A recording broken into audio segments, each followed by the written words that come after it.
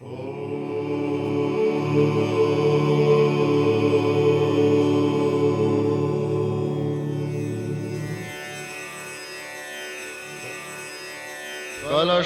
मुखे विष्णु कंठे रुद्र समाश्रितः मूले क्वस्य स्थितो ब्रह्मा मध्ये मातृगणा स्मृता कुक्षौ तु सागरा सप्त सप्तद्वीपा च मेदिनी अर्जुनी गोमती चैव चंद्रभागा सरस्वती कावेरी कृष्णवेणा च गंगा चैव महानदी तापी गोदावरी चैव माहेन्द्री नर्मदा तथा नदाश्च विविधा जाता नद्य सर्वास्तथा परः पृथिव्यां यानि तीर्थानि कलशस्थानि तानि वै सर्वे समुद्रा सरितस्तीर्थानि जलदा नदः आयान्तो मम शान्त्यर्थं दुरितक्षयकारकः ऋग्वेदोऽथ यजुर्वेदो सामवेदो यथर्वणः अंगैश्च सहिता सर्वे कलशं तु समाश्रितः अत्र गायत्री सावित्री शान्ति पुष्टिकरी तथा आयान्तो मम शान्त्यर्थं दुरितक्षयकारकः। इस परम पुनीत गंगा तीर्थ हरिद्वार को इस शताब्दी के अंतिम कुंभ महापर्व के आयोजन का सौभाग्य प्राप्त हुआ है। कुंभ की परंपरा कितनी प्राचीन है ये कहना तो कठिन है। चीनी यात्री वेन सांग के विवरणों से पता चलता है कि 7वीं सदी में कुंभ महोत्सव पर यहां हजारों लोगों ने ब्रह्मकुंड पर स्नान किया। आज से कोई 1200 वर्ष पहले आदि गुरु शंकराचार्य ने प्राचीन काल से प्रचलित कुंभ को एक व्यवस्थित रूप दिया। उन्होंने तत्कालीन आवश्यकताओं के अनुरूप कुंभ महोत्सव को इस प्रकार फिर से संगठित किया कि जिससे धर्म, साधु समाज और सामान्य जन के बीच एकता स्थापित की जा सके। आज भी शंकराचार्य द्वारा स्थापित चारों मठों की कुंभ पर्व के आयोजन में विशेष भूमिका होती है। इतना बड़ा आयोजन करने के लिए सभी अरेंजमेंट हमारे 1 साल पहले शुरू हो गए थे। इसमें प्रदेश सरकार द्वारा लगभग 100 करोड़ रुपया खर्च किया गया है। लगभग 70 करोड़ के अधिक के कार्य ऐसे हैं जो परमानेंट नेचर के हैं और हरिद्वार कुंभ मेले के बाद भी यहाँ के नागरिकों को उनका प्रयोग करने के लिए ये सुविधा उपलब्ध रहेगी। पूरा मेला क्षेत्र में सफाई की व्यवस्था रखी गई है कि फ्लाईलेस पेड़ कराने का प्रयास किया जा रहा है। पूरा मेला में कहीं भी कोई मक्खी दिखाई ना दे। इस बार हम किसी को भी वीआईपी ट्रीटमेंट नहीं दे रहे हैं। कोई भी वीआईपी अगर यहाँ आता है हरिद्वार में सामान्य नागरिक की तरह से ही आएगा और सामान्य नागरिक की तरह से स्नान करेगा। कोई वीआईपी ट्रीटमेंट उसको नहीं दिया जाएगा। कुंभ मेले में पूरा हरिद्वार नगर गंगा पर पुलों एवं तंबुओं से भर जाता है और ये लगभग तंबू नगरी ही बन जाती है। जिधर नजर डालो तंबू ही तंबू नजर आते हैं।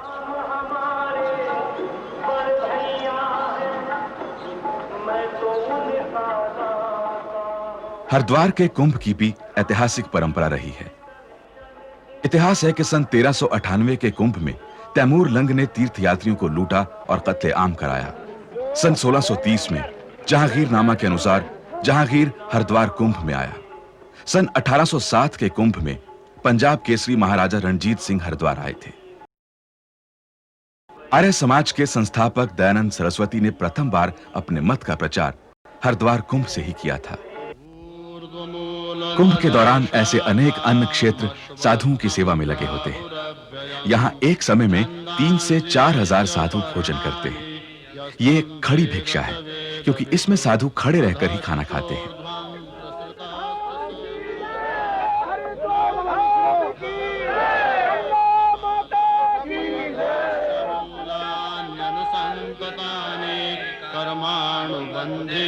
मनुष्य लोके न रूपमस्य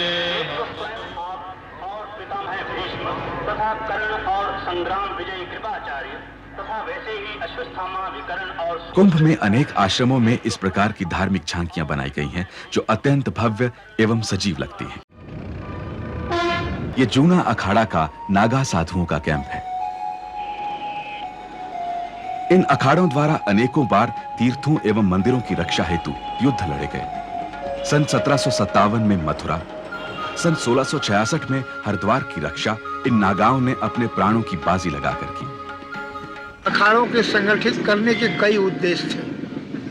एक तो धर्म प्रचार, दूसरा विधर्मियों को दमन करना, तीसरा सत्यता का अनुभव कराना। नागा साधु प्रायः हठ योगी होते हैं। ये सैंडो साधु, मौनी बाबा,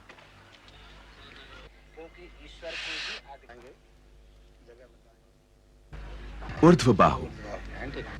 बहुत सारे साधु ऐसे हैं जो गांजा पीते हैं, जो चलम लगाते हैं, तो उनको देखने के बाद में लोगों के मन में स्वाभाविक रूप से थोड़ी जुगुप्सा जागती है। बिन परचे साधु महात्मा गिरी भरके चुगटी सातो काम नहीं बौड़ी करके धंधा लगावे एक काम नहीं दूसरी बंका तीसरी सिबा ने चौथी कुड़ी भंडार पांचवी सिबा की सभा में फेरा 10 नाम में पावन मडी में। इस कैंप का सबसे बड़ा आकर्षण है ये युवा सन्यासी।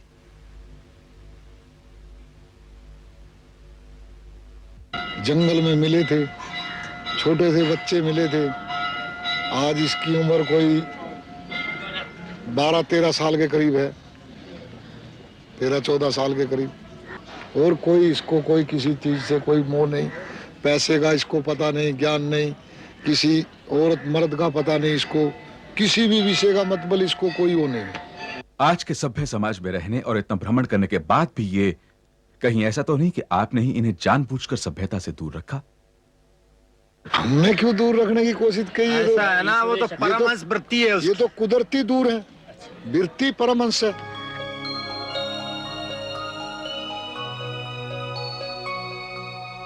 देशद्रोहियों धर्मद्रोहियों कुछ तो तुम शर्माओ, हिंदुत्व आज बचाओ। भाई घर में हुई खटपट, चल बाबा के मठ पर। बाबा ने दी रोटी तो खटखट वाली चोटी। हर्रा लगे न फिटकरी, धंधा चोखा होए, सब सुख भोगे जगत का केवल साधु होए। तो सोने चांदी की भाव में विद्वान खरीदे जाते हैं और धनवान हुकूमत करते हैं, गुणवान खरीदे जाते हैं। अलख जी के काम निराला, गजब जोड़ी बनाए ये नाट दीजिए। रतंदर करत कुबेर ध्वनि धूप दीप प्रकाशित। ओम नमः शिवाय। ओम धुनियाली गुरु जोम श्री रमेश, धुनियाली गुरु जोम श्री रमेश, धुनियाली। हमारे भारतवर्ष में जगत गुरु शंकराचार्य जो परंपरा है, हमारे 4 शंकराचार्य हैं, चारों पीठ हैं। इनमें महिलाओं को भी उतना ही भाव दिया है जितना कि एक हमारे नागा सन्यासियों को। अखाड़े भारतीय कानून के अंतर्गत नियोजित साधु संगठन है। हर सन्यासी के पास एक विधिवत परिचय पत्र होता है जिससे साधु और असाधु का पता लगाया जा सकता है। इस परिचय पत्र में धारक की जन्म तिथि नहीं लिखी होती।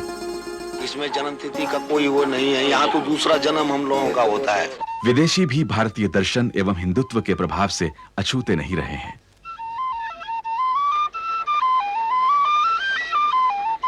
A long-time ambition to come to India and to come to Kumbh Mela and meeting many holy men.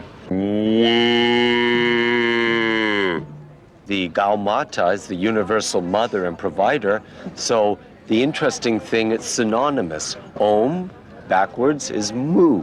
India is a country that has 2 legs.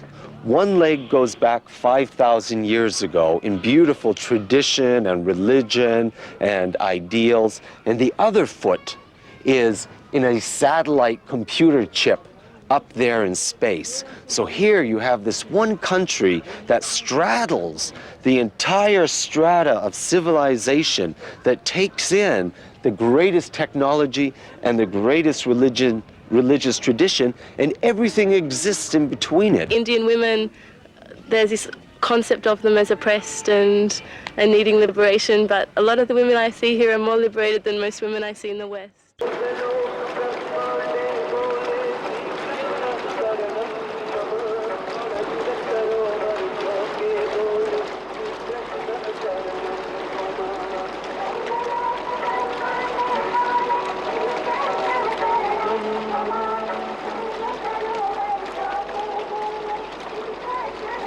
साधुओं की ये टोलियां गीता आश्रम की ओर बढ़ रही हैं, जहां ये शाम के भोजन के लिए जा रहे हैं।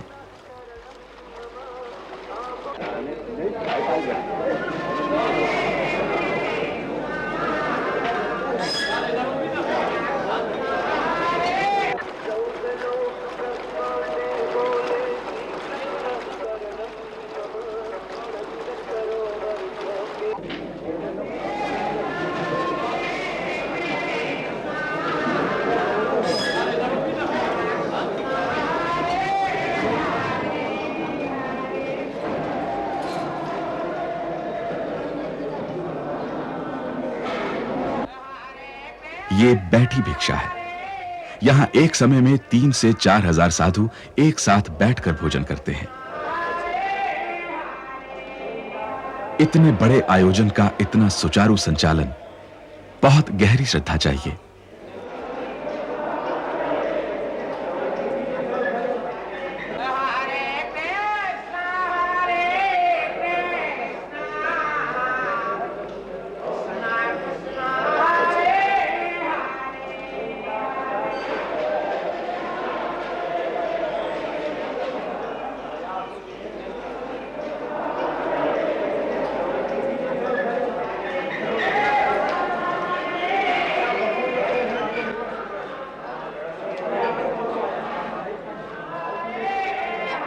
तीर्थाश्रम वनारण्य गिरि पर्वत सागरा सरस्वती भारती चैव पुरी नामानी वैदेश। जगत गुरु के अनुयायी सन्यासी तीर्थ, आश्रम, वन, अरण्य, गिरि, पर्वत, सागर, पुरी एवं सरस्वती ये 10 उपनाम अपने नामों के साथ जोड़ते हैं। इसीलिए इस परंपरा को 10 नामी परंपरा भी कहते हैं। हर अखाड़े का अपना एक निशान और ध्वज होता है। यह ध्वज 52 हाथ लगभग 78 फीट लंबे ध्वज दंड पर फहराता है। धर्म ध्वजा अधिष्ठापन किसी भी अखाड़े के लिए एक महत्वपूर्ण अनुष्ठान है, जिसमें स्थानीय प्रजा भी उतने ही उत्साह से भाग लेती है।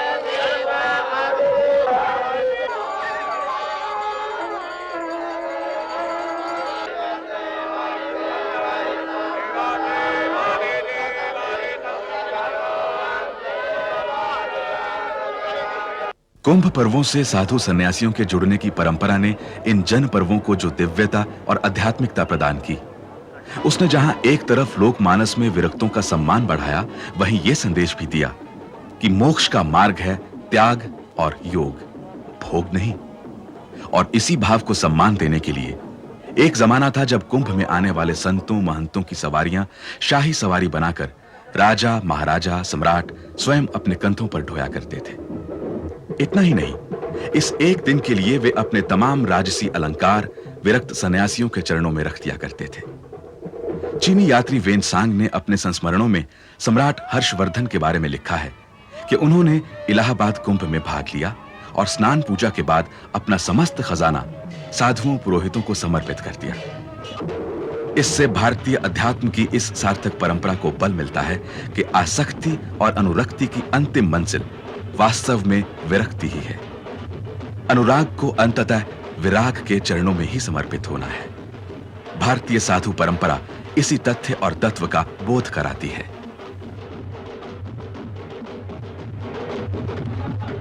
अखाड़ों के पदाधिकारियों के चुनाव भी इसी अवसर पर लोकतांत्रिक पद्धति से होते हैं, इसीलिए इनके नाम के आगे पंचायती लगा होता है। मत्स्य पुराण के अनुसार देवताओं को एक ऋषि का शाप लगने के कारण उनकी शक्ति क्षीण हो गई थी।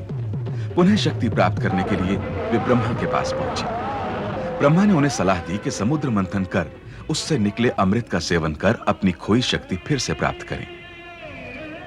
देवता अकेले समुद्र मंथन करने में सक्षम नहीं थे, अतः उन्होंने असुरों से सहयोग मांगा। असुर भी अमृत पीना चाहते थे, अतः वे खुशी खुशी तैयार हो गए। मंदराचल पर्वत को मथनी बनाया गया। सर्पों के देवता वासुकी को रस्सी के रूप में बांधकर समुद्र का मंथन शुरू हुआ। एक के बाद एक रत्न निकले। अमृत कलश लेकर धनवंतरी जैसे ही बाहर निकले, सुर असुर दोनों ही खुशी से उन्मत्त हो गए। दोनों ही अमृत पूरा का पूरा प्राप्त करने की कूट चाल में उलझ गए। देवराज इंद्र के इशारे पर उनका पुत्र जयंत अमृत कलश लेकर भाग निकला। असुरों और देवताओं के बीच घमासान युद्ध हुआ। छीना झपटी में कलश से अमृत छलककर पृथ्वी पर 4 स्थानों पर गिरा, जहां आज कुंभ के पर्व लगते हैं। दूसरी कथा यह भी है कि देवासुर संग्राम में सूर्य ने अमृत कलश को टूटने से बचाया, चंद्रमा ने अपने आकर्षण से गिरने से बचाया, बृहस्पति ने उसे असुरों से बचाया तथा शनि ने जयंत को अमृत नहीं पीने दिया। अतः जब 12 वर्ष में आकाश मंडल में चंद्र, बृहस्पति व शनि उसी समय के नक्षत्र योग में होते हैं, तो हरिद्वार में कुंभ होता है। ग्रहों के विशेष मिलन के प्रभावों को आज वैज्ञानिकों ने भी स्वीकार कर लिया है, अतः कुंभ के महत्व को नकारा नहीं जा सकता। ऐसी मान्यता है कि पहले सभी साधु महादेव शिव के उपासक थे। शिव को प्रथम और दिव्य योगी माना जाता है। सभी शिव भक्त शैव कहलाए। बाद में विष्णु के अनुयायी साधुओं का भी एक वर्ग उभरा जो वैरागी कहलाया। कालांतर में गुरु नानक देव के बाद उदासी साधुओं की भी परंपरा शुरू हुई और पिछली सदी से निर्मल साधु परंपरा समाज में उभरी है।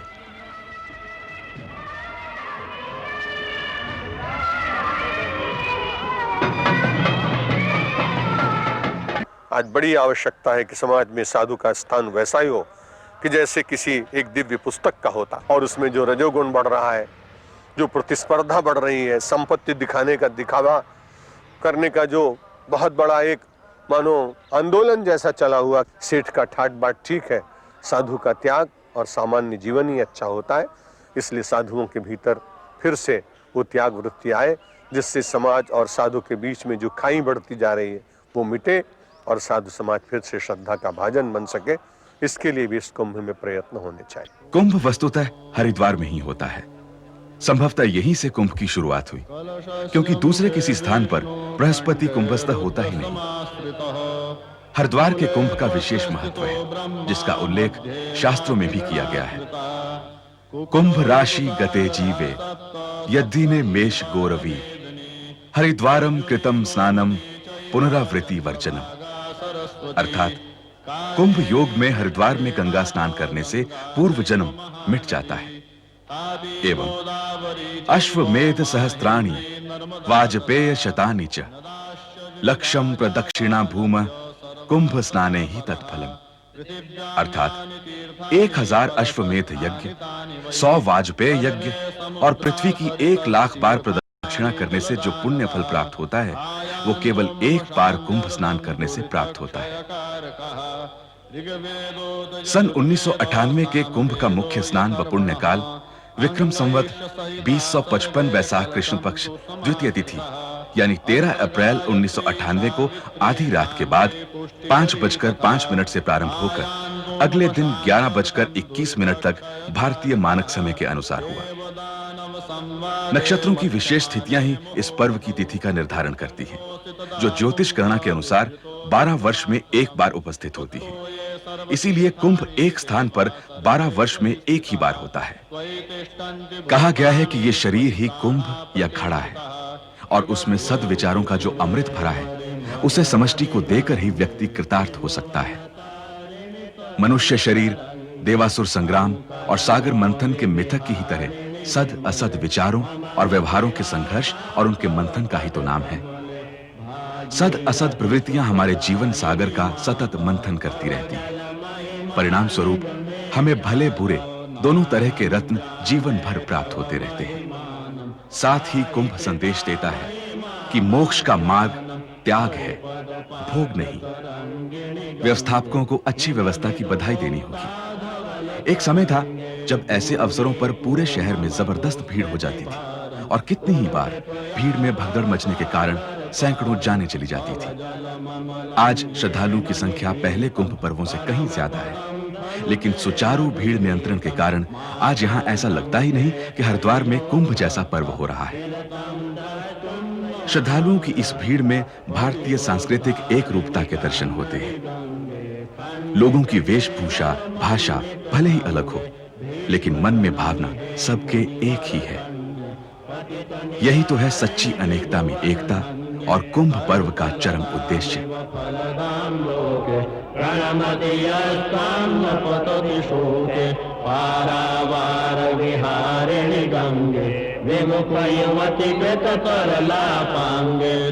हर की पौड़ी पर स्नान कर पुण्य फल प्राप्त करने का सिलसिला यूं ही जारी रहा, जब तक कि साधुओं के स्नान करने का समय ना आ पहुंचा। दुर्भाग्यवश इस कुंभ में दो भिन्न साधु संप्रदायों में सशस्त्र झगड़ा हो जाने के कारण सभी अखाड़े पुण्य स्नान में भाग नहीं ले रहे हैं। सिर्फ 2 अखाड़े पुण्य स्नान के लिए राजी हुए। स्नान की तैयारी, घाट की पूरी तरह सफाई, पूरा अखाड़ा अपने दल बल के साथ हर की पौड़ी की ओर अग्रसर। नागा सन्यासियों की परंपरा कब शुरू हुई, यह निश्चित रूप से नहीं कहा जा सकता। वैदिक एवं पौराणिक काल के कई ऋषि इस परंपरा के मूल स्रोत रहे हैं। महाभाष्यकर्ता पतंजलि, अवधूत मुनि, कपिल, दत्तात्रेय, ऋषभदेव एवं शुकदेव की गणना इस संप्रदाय के पूर्व पुरुषों में की जाती है। वैदिक वाग्मय में भी इन जटाजूटधारी अवधूत सन्यासियों का वर्णन मिलता है। सिकंदर महान के साथ आए अनेक लोगों ने इन दिगंबरों का दर्शन किया तथा इन्हें जिन्मो सोफिस्ट के नाम से पुकारा। जैन धर्म के प्रवर्तक महावीर स्वामी के प्रेरणा स्रोत भी यही दिगंबर सन्यासी रहे। मोक्ष प्राप्ति हेतु वस्त्रों को भी उलझन मानते हुए इन्होंने करतल भिक्षा, तरुतल वास करते हुए दिगंबरत्व को धारण किया। 10 नाम सन्यासियों के 2 अंग हैं, शस्त्रधारी और शास्त्रधारी। शस्त्रधारी अस्त्र शस्त्र के संचालन, मल्ल विद्या में दक्षता प्राप्त करता है तथा शास्त्रधारी अध्ययन अध्यापन कर आध्यात्मिक विकास का कार्य करते हैं। शस्त्रधारी वर्ग अखाड़ों के रूप में संगठित है। मध्यकाल का इतिहास शस्त्रधारी साधुओं की शौर्य गाथाओं से भरा पड़ा है। विधर्मी शासकों द्वारा बलात् धर्म परिवर्तन, हिंदू धर्मावलंबियों के साथ लूटमार की घटनाओं को देख सन्यासी वर्ग ने अनुभव किया कि इस राक्षस वृत्ति पर बिना शस्त्र विजय प्राप्त करना संभव नहीं है, तो कुंभ महापर्व पर समस्त दशनामी संप्रदाय को एकत्र होने का आह्वान कर निश्चय किया गया कि सनातन धर्म को नष्ट करने के हर प्रयत्न का दृढ़ता से सामना किया जाए। भगवान शंकर इनके आराध्य देव हैं और ये धूनी रमाकर सामूहिक रूप से विचरण करते हैं, जिसे जमात कहते हैं। धर्म रक्षा के पुनीत उद्देश्य में बाधक हर वस्तु को इन्होंने त्याग दिया, यहां तक कि वस्त्रों को भी। शरीर पर भस्म लगाए दिगंबर अवस्था में रहने वाले इन वीर योद्धाओं को नग्न सन्यासी का नाम दिया गया। धीरे धीरे यही शब्द नागा बन गया। जहां इन्हें सामूहिक रूप से प्रशिक्षण दिया जाता था, उस स्थान को अखंड कहा गया। कालांतर में यही शब्द अखाड़ा बन गया। शंभो महेश करुणामय शूलपाणे गौरीपते पशुपते पशुपाशनाशिन काशीपते करुणया जगदेतदेकस्त्वं हंसि पासि विदधासि महेश्वरो स्नान समाप्त, प्रस्थान। भवति देव भव स्मरारे त्वय्येव तिष्ठति जगन्मृड। श्रद्धालुओं का भी अपने अपने स्थान के लिए प्रस्थान। हृदय में एक खुशी लिए, संतोष लिए और भविष्य के लिए एक आशा लिए। सुखिना भवन्तु आर्ता विषण्णा शिथिलाश्च भीता घोरेषु व्याधिषु च वर्तमाना संकीर्त्यनं नारायणशब्दमात्रं लोका समस्ता सुखिना भवन्तु सर्वे भवन्तु सुखिना सर्वे सन्तु निरामया सर्वे भद्राणि पश्यन्तु मा कश्चित् दुःखभाग् भवेत्। द्यौः शान्तिरान्तरिक्षगुं शान्तिः